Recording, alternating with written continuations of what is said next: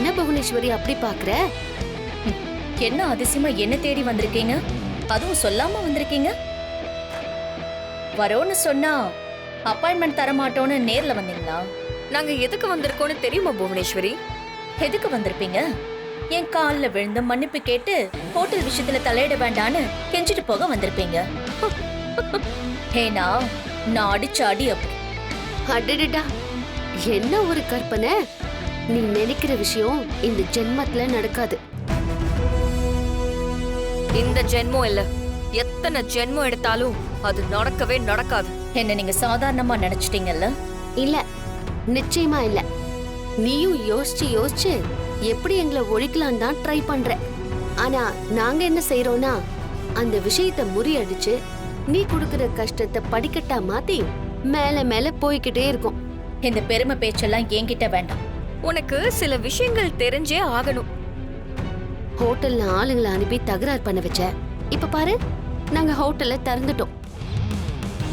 முதல்ல எங்க வீட்ல இருந்து எல்லாரும் கூட்டு குடும்பமா சாப்பிட்டுட்டு போனோம்.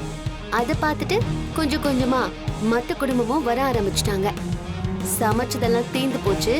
நாளைக்கு வாங்கன்னு சொல்லி வந்தவங்க நிறைய பேரை கை கூப்பி அனுப்பி வச்சோம். புவனேஸ்வரி, இந்த வாரத்துல நல்ல வருமானம்.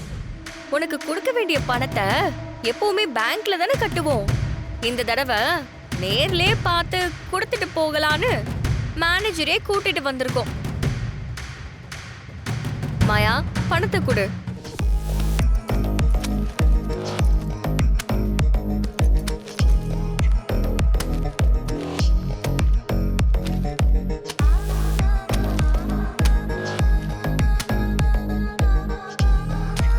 செக் பண்ணிக்கோங்க.